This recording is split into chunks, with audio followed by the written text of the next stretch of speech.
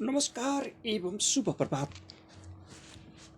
सम्पूर्ण दर्शक एवं श्रोतावृन्दहरूमा हार्दिक स्वागत गर्दछु। म हुँ प्रस्तुता कमलपन्थी।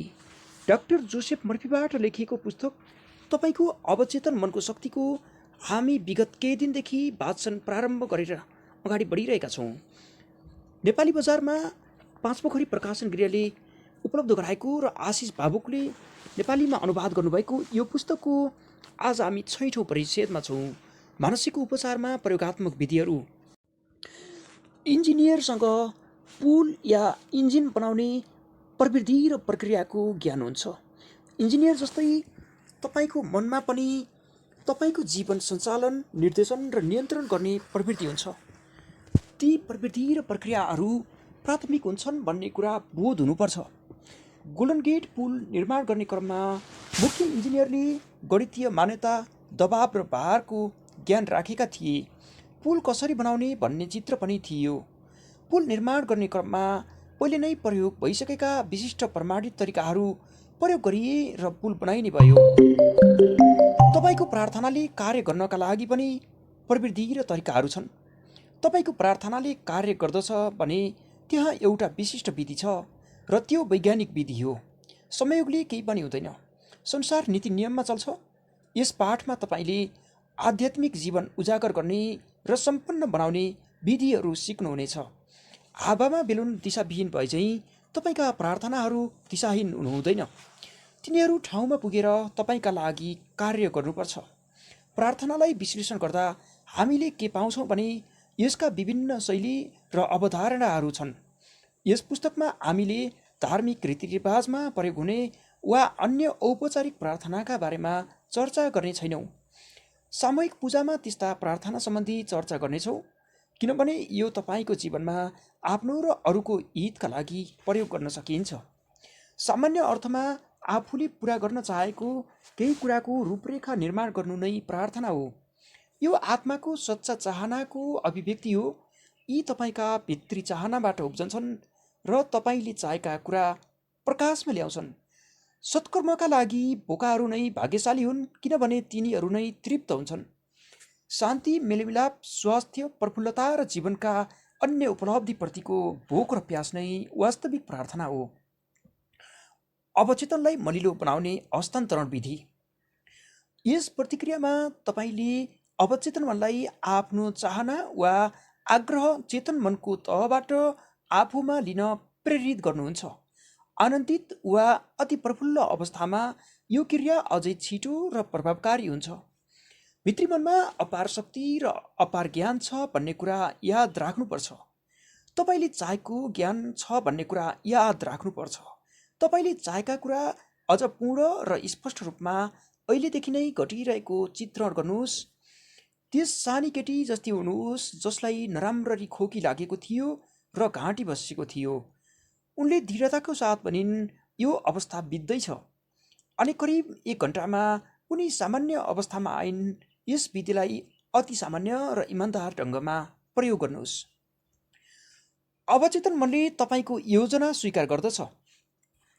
तपाईँ आफ्नो र परिवारको लागि घर बनाउँदै हुनुहुन्छ भने तपाईँ घरको नक्सामा अति रुचि राख्नुहुन्छ र घर बनाउनेले पनि सो नक्सा अनुसार काम गरेको मन पराउनुहुन्छ। निर्माणमा प्रयोग हुने सामग्रीहरूमा विशेष ध्यान दिँदै उच्च गुणस्तरको स्टिल वा अन्य सामग्री छनौट गर्नुहुन्छ। अनि तपाईँको मनको घर तथा जीवनमा आनन्द र सम्पन्नताका लागि बनाउनु भएको ब्लुप्रिन्ट चाहिँ कस्तो छ नि? परिस्थिति तपाईँले आफ्नो मानसिकता अर्थात् मनको घर बनाउन प्रयोग गर्नुभएका निर्माण सामग्री भनेका विचारमा निर्भर हुन्छ। यदि तपाईँको मूल योजना भय, त्रास, चिन्ता, तनाव, अपूर्णताले भरिएको छ र तपाईँ दुविधा र शङ्कामा अल्झनु भएको छ भने तपाईँको मनस्थितिले अझै समस्या, तनाव, सीमितता र अनेक दुःख निम्त्याउँछ। जागृत अवस्थामा तपाईँले बनाउनु भएको मानसिकता नै जीवनको आधारभूत र दूरगामी यथार्थ बन्न पुग्छ। तपाईँका भाव मौन र अदृश्य भए पनि यथार्थ बन्छन्। हरेक पल तपाईँ मानसिकता अर्थात् मानसिक घर निर्माण गर्दै हुनुहुन्छ। अनि तपाईँका विचार, भाव र कल्पना नै तपाईँको मूल योजना हुन्। हरेक घन्टा, हरेक पल तपाईँले सोच्ने विचार अनुभव गर्ने भावना, स्वीकार गरेका मान्यता र मनको अदृश्य चित्रशालामा रिहर्सल गरेका दृश्यको प्रयोगले उज्जवल स्वास्थ्य, सफलता र प्रफुल्लता प्राप्त गर्न सक्नुहुन्छ। यो भव्य महल जसको निर्माणमा तपाईँ निरन्तर मेहनत गर्दै हुनुहुन्छ, त्यो तपाईँको अभिव्यक्ति, तपाईँको पहिचान एवं तपाईँको सम्पूर्ण जीवनगाथा तथा अस्तित्वको निर्माण हो। शान्त, मौन, प्रफुल्ल एवं सद्भावका साथ नयाँ योजना बनाउनुहोस्। यी विशेषतामा सरोकार राख्नु र यिनलाई स्वीकार गर्नाले अवचेतन मनले तपाईँको योजना अङ्गीकार गर्दछ र यथार्थ निर्माण गर्दछ। सच्चा प्रार्थना, विज्ञान र कला दुवै। विज्ञान शब्दले समन्वित, सुव्यवस्थित र प्रणालीबद्ध ज्ञान जनाउँछ। जीवनका आधारभूत मान्यतासँग सम्बन्धित साँचो प्रार्थनाको वैज्ञानिकता र कला, अनि यसलाई तपाईँ र अन्य व्यक्तिको जीवनमा आस्थाका माध्यमबाट प्रयोग गर्ने प्रवृत्ति र तरिकाबारे मनन गरौँ। यसको कला तपाईँको विधि वा प्रक्रिया हो र यस पछाडिको विज्ञान ब्रह्माण्डव्यापी सृजनात्मक मस्तिष्कले तपाईँको मानसिक चित्रण वा योजनाप्रति दिने प्रतिक्रिया हो। भनिएको छ, माग त तिमीहरूलाई दिइनेछ, खोज त तिमीहरूले भेट्टाउनेछौ, ढकढकाउ त तिमीहरूका निम्ति उघारिनेछ। मथ्यु 7:1। यहाँ तपाईँले मागेको पाउनुहुनेछ भनिएको छ। तपाईँले ढकढकाए द्वार खुल्नेछ र तपाईँले खोजेको पाउनुहुनेछ। यो उपदेशले मानसिक र आध्यात्मिक नियमको निश्चितता सङ्केत गर्दछ। तपाईँको चेतन मनको विचारप्रति जहिले पनि अवचेतन मनको अपार विवेकले सिधा प्रतिक्रिया दिइरहन्छ। रोटी माग्दा तपाईँले ढुङ्गा पाउनुहुन्न। प्राप्त गर्न चाहनुहुन्छ भने माग्नुमा विश्वास गर्नुपर्दछ। तपाईँको मनले विचारलाई वस्तुमा परिणत गर्दछ। जबसम्म मनमा चित्रण हुँदैन तबसम्म मन निष्क्रिय रहन्छ, किनकि यसले पुग्ने लक्ष्य पाउँदैन। तपाईँको प्रार्थना अर्थात् जुन तपाईँको मानसिक कार्य हो, त्यसमा अवचेतन मनले कार्य गरेर उत्पादनशील बनाउनु अघि चित्रको रूपमा स्वीकृत हुनुपर्दछ। तपाईँ दृढ स्वीकारोक्तिको एउटा उच्च बिन्दुमा पुग्नुपर्छ। यस प्रकारको चिन्तनमा इच्छा पुरा भएको उमङ्ग र आनन्दको भाव मिश्रित हुन्छ। साँचो प्रार्थनाको कला र वैज्ञानिकताको ठोस आधार बन्नु नै चेतन मनको सक्रियताले अपार विवेक र शक्तिसँग एकाकार अवचेतन मनबाट निश्चित प्रतिक्रिया मिल्छ भन्ने ज्ञान हो। यस विधि पालना गर्नाले तपाईँले प्रार्थनाको फल पाउनुहुनेछ। परिकल्पना विधि। परिकल्पनाको प्रयोग कुनै पनि विचारलाई मूर्त रूप दिने सबैभन्दा सहज तरिका हो। परिकल्पनाको अर्थ विचारले यथार्थ रूप लिएको कुरा स्पष्ट हेर्नु र अनुभव गर्नु हो। बाहिरी संसारमा भएका वस्तु तथा घटना मात्र बाहिरी आँखाले देख्न सकिन्छ। त्यसै गरी मनका अदृश्य क्षेत्रमा तपाईँले परिकल्पना गर्नुभएको कुराले यथार्थ रूप लिइसकेको हुन्छ। तपाईँको मनमा भएको चित्र तपाईँका चाहनाहरूका सार एवं अदृश्य घटनाका प्रमाणहरू हुन्। तपाईँले कल्पनामा स्वीकार गरेका वस्तुहरू तपाईँका शरीरका अङ्ग जत्तिकै वास्तविक छन्। ती विचार र भाव सच्चा हुन्। आफ्नो मानसिक चित्रप्रति तपाईँ आस्थावान हुनुहुन्छ भने कुनै दिन भौतिक संसारमा यथार्थ रूपमा प्रकट हुन्छ नै। यस प्रकारको विचार शैलीले मनमा गहिरो छाप पार्दछ र त्यस्तो छाप कालान्तरमा यथार्थ र अनुभवको रूपमा प्रस्तुत हुन्छ। निर्माताले आफूले निर्माण गर्न चाहेको जस्तो घरको कल्पना गर्छ र सोही अनुसार पुरा भइसकेको मान्छ। उसको विचार प्रक्रिया र विचार शैलीले साँचोको रूपमा कार्य गर्दछ, जहाँबाट भवनले यथार्थ रूप लिन्छ। योजना अनुसार त्यो झुप्रो या गगनचुम्बी, राम्रो या नराम्रो हुन सक्छ। नक्सामा कोरिए जस्तै उसको मानसिक चित्रण सक्रिय हुन्छ। त्यस्तै ठेकेदारले पनि भनिए जस्तै सामग्री जम्मा गरेर घरलाई पूर्ण रूपमा निर्माण गर्दछ, जुन इन्जिनियरको कल्पनाको नक्सा अनुसार नै बन्छ। कुनै मञ्चमा बोल्नु अघि म पनि परिकल्पना विधि अपनाउँछु।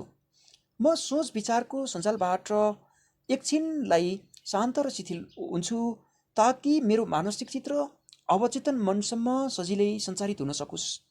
त्यसपछि म एउटा सभास्थलको कल्पना गर्छु जहाँका सिटहरू भरिएका हुन्छन् र हरेक व्यक्ति आफूभित्रको अपार उपचार शक्तिबाट प्रज्वलित र प्रेरित हुन्छन्। म उनीहरूलाई उज्जवल, खुसी र स्वतन्त्र देख्छु।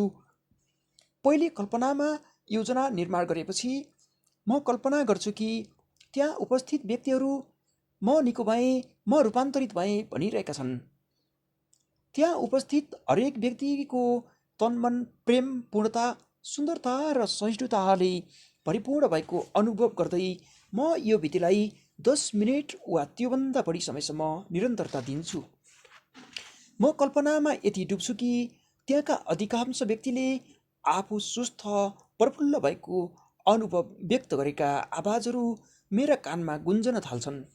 त्यसपछि सम्पूर्ण परिकल्पनाबाट बाहिर आउँदै म मञ्चमा जान्छु। प्राय हरेक आइतबार मलाई केही व्यक्तिले आफ्नो प्रार्थनाको फल मिलेको कुरा सुनाउँछन्। मानसिक चलचित्र विधि। चिनियाहरू भन्छन् एउटा चित्र 1000 शब्द बराबर हुन्छ। अमेरिकी मनोविज्ञानका पिता विलियम जेम्सका अनुसार आस्था जोडिएको मानसिक चित्रलाई अवचेतन मनले यथार्थ रूप दिन्छ। म हुँ भन्ने अभिनय गरेमा त्यही हुनेछ। केही वर्ष अघि म मध्यपश्चिमका विभिन्न राष्ट्रहरूमा प्रवचन दिने गर्थेँ। मसँग सहयोग लिन चाहनेहरूका लागि सहज हुने गरी एउटा स्थायी ठाउँ चाहन्थेँ। मैले टाढा टाढा यात्रा गरेँ, तर यो चाहनाले मलाई छाडेन। एक साँझ जब म वासिङटन स्थित स्पोर्टकेन होटलमा थिएँ, मैले आफैलाई शिथिल बनाएँ, ध्यान केन्द्रित गरेँ र शान्त शैलीमा कल्पना गरेँ कि म श्रोताको ठुलो जमात अगाडि बोलिरहेको छु। म उत्साह साथ भनिरहेको थिएँ, तपाईँ सामु हुन पाउँदा म एकदमै खुसी छु। यो अद्भुत अवसरको लागि मैले प्रार्थना गरेको थिएँ। मैले कल्पनामा श्रोताहरूलाई हेरेँ र सो परिस्थितिको वास्तविकता महसुस गरिरहेको थिएँ। मैले एउटा कलाकारको भूमिका निर्वाह गरेँ र त्यस मानसिक चलचित्रमा अभिनय गरेँ अनि सन्तुष्ट भएँ कि यी सबै चित्रहरू अवचेतन मनमा प्रसारित भइरहेका छन् र यथार्थ निर्माण गर्दैछन्। अर्को बिहान उठ्दा मलाई गहिरो सन्तुष्टिको र शान्तिको भाव आइरहेको थियो र केही दिनपछि मध्यपश्चिम स्थित एउटा संस्था सञ्चालन गर्न निमन्त्रणा गरिएको टेलिग्राम आयो। धेरै वर्ष मैले त्यहाँ आनन्दले कार्य गरेँ। मानसिक चलचित्र विधि नाम दिएको यस विधि धेरैलाई चित्त बुझ्दो हुन्छ।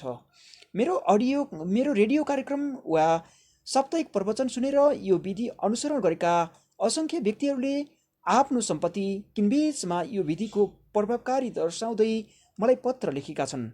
आफ्नो सम्पत्ति बेच्न चाहनेहरूका लागि म यो विधिबाट कल्पनामा र पछि यथार्थमा सही मूल्यमा बिक्री गर्न सुझाव दिन्छु। त्यसपछि दाबी गर्नुहोस् कि अनन्त शक्तिले तपाईँको सम्पत्ति किन्ने व्यक्तिलाई आकर्षित गर्नेछ, जसले सही मूल्य दिनेछ र किनेको वस्तुको प्रयोगले ऊ पनि सम्पन्न र प्रफुल्ल हुनेछ। यति गरिसकेपछि शान्त र शिथिल भएर तन्द्राको अवस्थामा आराम गर्नुहोस्। यसले तपाईँको मानसिक दबाव निर्मूल पार्दछ। त्यसपछि कल्पनामा चेक स्वीकार गर्नुहोस्। चेकको लागि धन्यवाद दिँदै खुसी हुनुहोस् र यस मानसिक चलचित्रको प्रकृति र यथार्थ भएको अनुभव गर्नुपर्छ ताकि यसको प्रभाव अवचेतन मनमा पर्छ र अवचेतन मनका आन्तरिक तरङ्गले विक्रेता एवं सही ग्राहकलाई भेट्टाउँछ। आस्थायुक्त भावले स्वीकार गरेको मानसिक चित्रणले यथार्थ रूप लिन्छ। बाउडेन विधि। चार्ल्स बाउडेन फ्रान्स स्थित रुसो इन्स्टिच्युटका प्रोफेसर थिए। उनी एक तीक्ष्ण मनोचिकित्सक थिए र न्यू न्यान्सी स्कुल अफ हिलिङका अनुसन्धान निर्देशक थिए। सन् 1910 मा उनले सिकाए कि अवचेतन मनलाई प्रभावित पार्ने सबैभन्दा उत्कृष्ट अथवा अवस्था भनेको अर्धनिद्रा वा तन्द्राको अवस्थामा जानु हो, किनभने यो अवस्थामा सम्पूर्ण बाहिरी दबावहरू न्यून हुन्छन्। त्यसपछि शान्त, शिथिल र ग्रहणशील तरिकामा उनी अवचेतन मनमा सन्देश प्रवाहित गर्दथे। उनको सूत्र यस प्रकार थियो: अवचेतन मनलाई प्रभावित पार्ने सरल तरिका भनेको मूल विचारलाई छुट्याएर उद्देश्य स्पष्ट र सजिलै याद हुने गरी छोटो वाक्यांशमा तयार गर्ने र बारम्बार स्थिरताका लागि दोहोऱ्याइरहने। केही वर्ष अघि लस एन्जल्स स्थित एक महिला लामो पारिवारिक मुद्दामा अल्झिएकी थिइन्। उनका श्रीमानले आफ्नो सम्पूर्ण सम्पत्ति उनको नाममा गरिदिएका थिए, तर उनका सौतेनी छोराछोरीले उक्त सम्पत्तिमा पुरा हकदाबी गरिरहेका थिए। उनले बहुदन विधिबारे थाहा पाइन्। उनले आफूलाई शिथिल पारिन् र तन्द्राको अवस्थामा पुगेर स्मृतिमा रहने गरी 6 शब्दमा आफ्नो इच्छा प्रकट गरिन्। यो मुद्दा दिव्य ढङ्गमा सकिएको छ। अवचेतन मनको अपार विवेकले उनको समस्यालाई शान्त र सन्तुलित रूपमा समाधान गर्दछ भन्ने उनको मान्यता थियो। करिब 10 रातसम्म उनले यो विधि दोहोर्याइन्। जब उनी तन्द्राको अवस्थामा पुग्थिन्, उनी बिस्तारै पूर्ण भावका साथ भन्थिन्, यो मुद्दा दिव्य ढङ्गमा सकिएको छ, यो मुद्दा दिव्य ढङ्गमा सकिएको छ। शान्त रही उनी अर्धनिद्राको अवस्थामा यही वाक्य दोहोऱ्याउँथिन् र त्यसपछि उनी गहिरो निद्राको अवस्थामा पुग्थिन्। 11औं दिन बिहान त्यही भाव दोहोऱ्याउँदै सन्तुष्टि र समस्या समाधानको दृढताका साथ जागिन्। सोही दिन उनका अधिवक्ताले विपक्षीले छिनोफानो गर्न चाहेको जानकारी दिए। उनीहरूबीच समन्वयका साथ सहमति भयो र मुद्दा मामिला टुङ्गियो। निद्रा विधि। अर्धनिद्रा वा तन्द्राको अवस्थामा शारीरिक र मानसिक दबाव न्यून हुन्छ। त्यस्तै निद्राको अवस्थामा चेतन मन धेरै हदसम्म निष्क्रिय रहन्छ। यो यसकारण पनि हुन्छ कि अवचेतन मनको जागरण निदाउनु अघि वा बिहान उठ्ने बित्तिकैको समयमा अधिक हुन्छ। यस अवस्थामा तपाईँको चाहनालाई निस्तेज पार्दै अवचेतन मनसम्म पुग्न नदिने सकारात्मक भावहरू उपस्थित हुँदैनन्। मानौ तपाईँ आफ्नो नराम्रो बानीबाट छुटकारा पाउन चाहनुहुन्छ। त्यसका लागि सहज आसनमा बस्नुहोस्, शरीर शिथिल पार्दै शान्त हुनुहोस्। अर्धनिद्राको अवस्थामा पुगेपछि स्थिरताका साथ दोहोऱ्याउनुहोस्, म त्यो बानीबाट मुक्त भइसकेँ। सामञ्जस्यता र शान्ति जस्ता मनका सर्वोच्च विशेषताले ममा राज गर्छन्। हरेक राति सुत्नु अघि यो भाव 5 देखि 10 मिनटसम्म दोहोऱ्याउनुहोस्। जतिपल्ट यी भाव दोहोऱ्याउनुहुन्छ, शब्दका भावनात्मक महत्त्व बढ्दै जान्छ। नराम्रो बानीले घचघचाउँदा ठुला ठुला स्वरमा यी सकारात्मक भाव दोहोऱ्याउनुहोस्। यो तरिकाले अवचेतन मनमा तपाईँको चाहना सञ्चारित हुन्छ र तपाईँले त्यस्ता बानीबाट छुटकारा पाउन सक्नुहुन्छ। धन्यवाद विधि। बाइबलमा पौल भन्छन्, हामी प्रशंसा र धन्यवादको भावले आफ्नो इच्छा प्रस्तुत गरौँ। यस सामान्य विधिबाट चमत्कारी परिणाम आत लाग्छ। एउटा धन्य मन जहिले पनि ब्रह्माण्डको रचनात्मक शक्तिसँग नजिक रहन्छ, जसले गर्दा क्रिया प्रतिक्रियाको ब्रह्माण्डीय नियमअनुसार उसमा अनन्त कृपा प्रवाहित हुन्छ। उदाहरणका लागि, कुनै बुबाले उसको छोरालाई स्नातकपछि कार किनिदिने बाचा गर्छ भने उक्त केटा कार पाइसकेपछि जति नै खुसी र प्रफुल्ल हुन्छ अनि बाबुप्रति धन्य हुन्छ।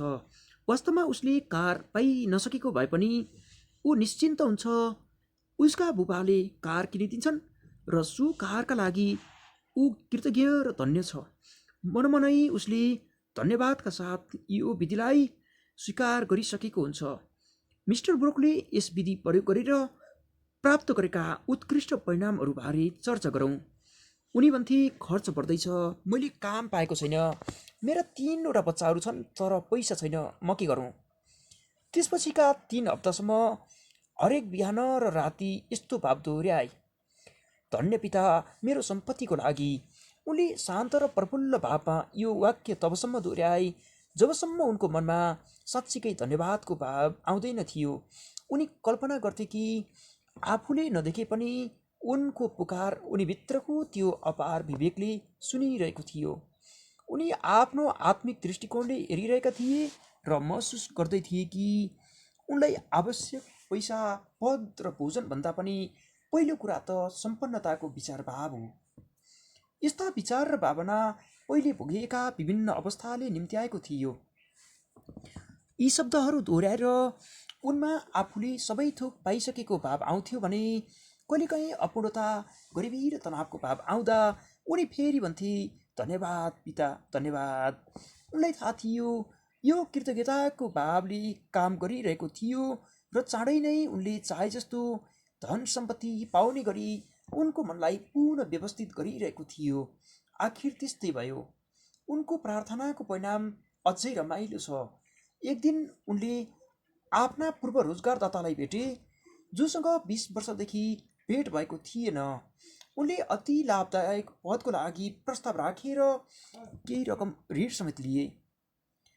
हाल मिस्टर ब्रोक उक्त कम्पनीका उपप्रमुख छन्।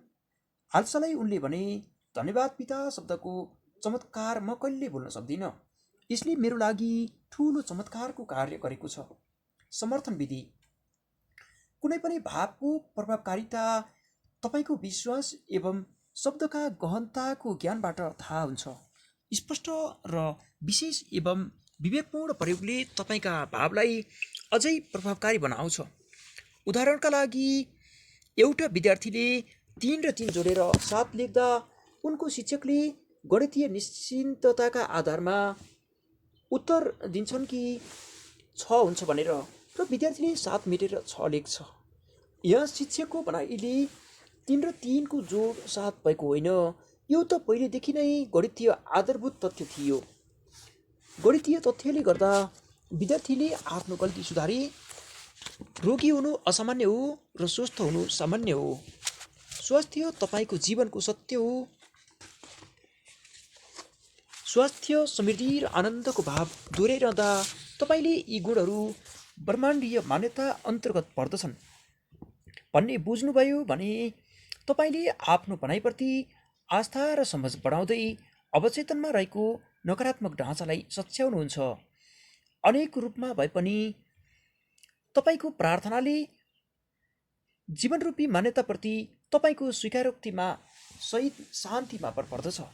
एकै दिनको लागि चिन्तन गर्नुहोस् कि गणितको सिद्धान्त हुन्छ गल्ती हुँदैन, सत्यको हुन्छ बेइमानीको हुँदैन, विवेकको सिद्धान्त हुन्छ अज्ञानको हुँदैन, समन्वयको सिद्धान्त हुन्छ बेमेलको हुँदैन, त्यस्तै स्वास्थ्यको सिद्धान्त हुन्छ रोगको सिद्धान्त हुँदैन, अनि सम्पूर्णताको सिद्धान्त हुन्छ गरिबीको हुँदैन।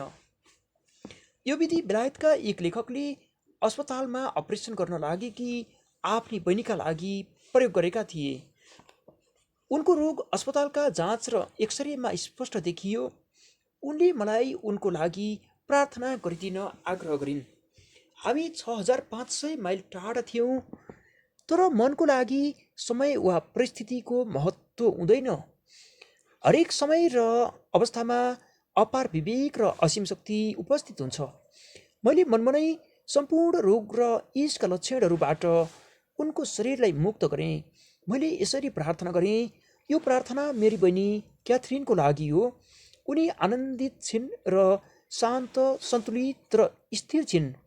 उनलाई बनाउने उपचार शक्तिले उनका हरेक कोष, तन्तु, मांसपेशी र हड्डीलाई अवचेतन मनमा रहेको परिपूर्ण ढाँचा अनुसार उत्कृष्ट ढङ्गमा पुनर्निर्माण गर्दैछ। अदृश्य एवं मौन रूपमा उनका सम्पूर्ण विनाशकारी र तनावयुक्त विचार शैली नष्ट हुँदैछन्। जीवन शक्ति, सम्पूर्णता र जीवनको सुन्दरता उनका हरेक कोषमा यथार्थ रूप लिँदैछन्। उनलाई पूर्ण स्वास्थ्य, आनन्द र शान्तितर्फ डोर्याउने उपचार शक्तिहरूप्रति उनी खुला र ग्रहणशील छिन्। ती शक्ति उनमा खुलासरी प्रवाहित भइरहेका छन्। उनमा प्रवाहित भइरहेको प्रेम, शान्ति र आनन्दको अनन्त सागरले उनमा भएका विकार र गलत मान्यताहरूलाई पखाल्दैछन्। हरेक दिन धेरैपल्ट मैले यी भावहरू दोहोऱ्याइरहेँ र 2 हप्तापछि गरिएको जाँचमा मेरी बहिनीमा धेरै नै सुधार भएको पाइयो। एक्सरेमा पनि पत्थरी हटिसकेको देखियो। समर्थन गर्नुको अर्थ तपाईँले भनेको कुरा नै सही हो भन्ने मान्नु हो। सम्पूर्ण नकारात्मक प्रमाण एवं विरोधाभासका बावजुद यही दृष्टिकोण कायम गर्न सक्नुभयो भने तपाईँले आफ्नो प्रार्थनाको फल पाउनुहुनेछ। तपाईँको विचारले समर्थन मात्र गर्छन्, यदि तपाईँले कुनै कुरा नभएको मान्यता राख्नुहुन्छ भने त्यो कुराको अनुपस्थिति रहेको मान्दै हुनुहुन्छ। त्यो भाव के हो र किन दोहोऱ्याउँदैछु भन्ने ज्ञान भएर कुनै भाव दोहोऱ्याइरहँदा तपाईँको मन त्यो चेतनशील अवस्थामा पुग्छ जहाँ तपाईँका भाव सत्य भएको मान्यतामा बदल्छ र प्रभाव अघि बढ्छ। तपाईँलाई सन्तुष्ट गराउने अवचेतन मनको प्रतिक्रिया नपाएसम्म जीवनमुखी सत्य र मान्यता दोहोऱ्याइरहनुहोस्। तर्कयुक्त विधि। यो विधि यसको नाम जस्तै छ। मेन निवासी डाक्टर फिनिज पार्कहर्स्ट क्विम्बेलेले यो विधि प्रचलनमा ल्याएका थिए। डाक्टर क्विम्बेले मानसिक र आध्यात्मिक उपचारका अगुवा हुन्। करिब 100 वर्ष अघि उनी मेनी स्थित बेलफास्टमा कार्य गर्दथे। थोमस बाइक्रोबेल कम्पनी न्युयोर्क सिटीद्वारा प्रकाशित र होराइतो ड्रिसद्वारा सम्पादित द क्विम्बेले म्यानस्क्रिप्ट्स नामक पुस्तकमा उनका कार्यहरू सङ्ग्रहित छन्। यहाँ प्रार्थनाबाट विवरण उल्लेख छन्। बाइबलमा लेखिए जस्तै धेरै उपचारहरू क्विम्बेलेले सम्भव गराएका छन्। यस तार्किक विधि अन्तर्गत उपचारका क्रममा उपचारकले स्वयं आफैलाई र रोगीलाई आध्यात्मिक युक्तिका आधारमा उक्त रोग केही नभएर रोगीको अवचेतन मनमा रहेका गलत विश्वास आधारहीन भए र नकारात्मक विचारशैलीका कारण देखा परेका हुन् भन्ने कुरामा सहमत गराउनुपर्छ। उपचारक स्वयं पनि आफै विश्वस्त हुनुपर्छ र त्यसपछि रोगीलाई रोग भनेको उसको मनका गलत विचारशैली र मानसिक विकारले शारीरिक रूप लिएको मात्र हो भन्ने कुरामा सहमत गराउनुपर्छ। यही गलत विचारशैलीले देखाएको शारीरिक वा मानसिक परिवर्तनलाई अब सही विचार र मनको कार्यप्रणालीको ज्ञानले निवारण गर्दै अझै उज्जवल स्वास्थ्य हासिल गर्न सकिन्छ। तपाईँ रोगीलाई बुझाउन सक्नुहुन्छ कि सम्पूर्ण उपचार विधिको आधार भनेको विश्वासको परिवर्तन हो। हाम्रो सम्पूर्ण शरीर, यसका अङ्गहरू अवचेतन गर्ने ज्ञान पनि अवचेतन मनमा नै छ भन्ने तपाईँले प्रस्ट्याउनुपर्छ। रोग त विकारयुक्त कल्पना र निराशावादी मनको छाया मात्र हो भन्ने मनको कटकरामा तपाईँ तर्क गर्नुहुन्छ। तपाईँको सिर्जना गर्ने र हरेक कोष हरेक अङ्ग सञ्चालन गर्ने त्यो उपचार शक्तिको पक्षमा तपाईँ जति सक्दो बढी तथ्यहरू प्रस्तुत गर्नुहुन्छ। त्यसपछि तपाईँ आफ्नो अनि रोगीको हितको पक्षमा आफ्ना मान्यताहरू राख्नुहुन्छ।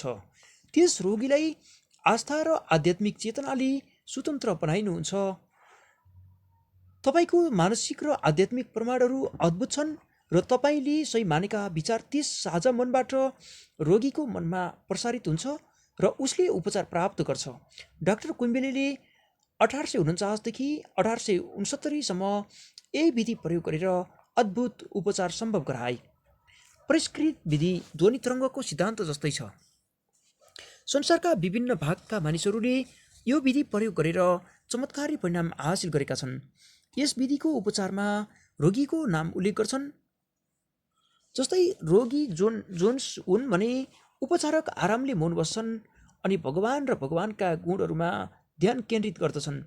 जस्तै कि भगवान विशर्त प्रेम, अनन्त विवेक, सर्वशक्तिमान, पूर्ण समन्वय, अनुपम सौन्दर्य र परिपूर्णताको प्रतीक हुन्। यही भावमा टहल्दा टहल्दै उपचारक मनको माथिल्लो चेतनामा पुग्छन् जहाँ फरक आध्यात्मिक तरङ्ग हुन्छ। त्यस अवस्थामा भगवानको प्रेमको अनन्त सागर जोनको तन मनमा प्रभावित हुँदै उनलाई शुद्ध, शान्त, सुस्थ बनाउँदै गरेको अनुभव गर्दछन्। भगवानको सम्पूर्ण शक्ति र प्रेम जोनमा केन्द्रित भएको र त्यस असीम प्रेम र जीवनको सागरले उसका सम्पूर्ण विकारलाई निस्तेज पारेको अनुभव उपचारकले गर्दछन्। लस एन्जल्सका प्रख्यात चिकित्सकले मलाई देखाएअनुसार प्रार्थनाको यस परिष्कृत विधि ध्वनि तरङ्ग वा ध्वनि चिकित्सासँग मेल खाने देखिन्छ। उनीसँग एउटा अल्ट्रासाउन्ड उपकरण छ जुन अति द्रुत गतिमा हल्लिने गर्छ र यसले शरीरको निर्देशित अङ्गमा ध्वनि तरङ्ग फाल्छ। यी ध्वनि तरङ्गहरूलाई नियन्त्रण गर्न सकिन्छ। उनको प्रयोगअनुसार यो विधि हड्डी वा अन्य भागमा जमेका विकार गलाएर हटाउन अति प्रभावकारी हुन्छ। भगवानका गुण एवं विशेषताहरूको चिन्तन गर्दै हामी जति माथिल्लो चेतनामा पुग्छौँ त्यति नै बढी स्वास्थ्य, सहिष्णुता र शान्ति आध्यात्मिक विद्युतीय तरङ्ग हामीमा उत्पन्न हुन्छ। यो प्रार्थना विधिबाट धेरै उल्लेखनीय उपचार सम्भव भएका छन्। लङ्गडो हिँड्न थाल्छ। डाक्टर फिनिस पाकहस्ट कुम्पेलेले आफ्नो उपचारक पेसाको अन्त्यतिर पहिले चलनमा नरहेका विधि प्रयोग गर्न थाले। उनी वास्तवमा नै साइकोम्याट्रिक औषधिका पिता र पहिलो मनोविश्लेषक थिए। रोगीको अवस्था, समस्या र पीडालाई उनी अन्तर्दृष्टिले जाँच्न सक्थे। एक लङ्गडो व्यक्तिको उपचारको विवरण यहाँ कुम्पेलेको पाण्डुलिपिबाट छोटकरीमा प्रस्तुत गरिएको छ। उनलाई लामो समयदेखि ओछ्यानमा परेकी वृद्ध महिलालाई भेट्न बोलाइयो। ती महिलाले आफूलाई बाँधेको सङ्कुचित विचार एवं मान्यताको साँघुरो घेराका कारण उठ्न र हिँडडुल गर्न नसक्ने भएकी हुन्। अज्ञानता र भएको चिहानमा ती महिला बाँचिरहेकी थिइन्। त्योभन्दा पनि दुःखद कुरा, उनले बाइबलका हरफहरू शाब्दिक अर्थमा बुझिन्, जसले उनलाई अझ भयभीत बनायो। यो चिहानमा कुम्पेलेले भने भगवानको उपस्थिति र शक्ति सम्पूर्ण बाधा बन्धन तोडेर मुर्दाबाट उठ्न प्रयासरत छ। भगवानको उपस्थिति र शक्ति सम्पूर्ण बाधा बन्धन तोडेर मुर्दाबाट उठ्न प्रयासरत छ। आफूले पढेका बाइबलका हरफहरूको सही अर्थ बुझ्ने असक्षमताले पैदा गरेका डरका कारण जमेको र बाधा लागेको मनको अवस्था नै उनको समस्या हो भन्ने कुरा कुम्पेलेले ठम्ब्याए। यही भाव उनको भारी र भद्दा शरीरमा प्रतिबिम्बित थियो, जुन पक्षघातमा परिणत हुन सक्थ्यो। कुम्पेलेले उनलाई सोध्छन्, बाइबलको यस श्लोकको अर्थ के हो? अझ केही समयसम्म म तिमीहरूसँग छु, त्यसपछि मलाई पठाउने कहाँ जानेछु। तिमीहरूले मलाई खोज्नेछौ तर भेटाउने छैनौ, र जहाँ म हुन्छु तिमीहरू आउन सक्दैनौ। यसलाई एकपल्ट फेरि दोहोऱ्याएँ। अझ केही समयसम्म म तिमीहरूसँग छु, त्यसपछि मलाई पठाउने कहाँ जानेछु। तिमीहरूले मलाई खोज्नेछौ तर भेटाउने छैनौ, र जहाँ म हुन्छु तिमीहरू त्यहाँ आउन सक्दैनौ। यूहन्ना 7:33-34। उनले भनिन्, यसको अर्थ जिजस स्वर्ग गए भन्ने हो। कुम्पेलेले यसको वास्तविक अर्थ उनलाई सम्झाएर उनीसँग केही समय बिताउनु भनेको उनको लक्षण, भावना र तिनका कारणको व्याख्या हो। अर्थात् उनमा ती वृद्धाप्रति करुणा र दया छ, तर उनी ती वृद्धाको मानसिक स्थितिमा भने रहन सक्दैनन्। अर्को कदम भनेको हामीलाई पृथ्वीमा पठाउने कहाँ जानु हो, जुन कुम्पेलेले भनेअनुसार हामीभित्र रहेको दैवीय एवं रचनात्मक शक्ति हो। कुम्पेलेले तुरुन्तै मनमा अन्तर्यात्रा गरे र जीवनशक्ति, विवेक, समन्वय र दैविक शक्ति रोगीमा प्रभावित भइरहेको दैवी आदर्शमाथि चिन्तन गरे।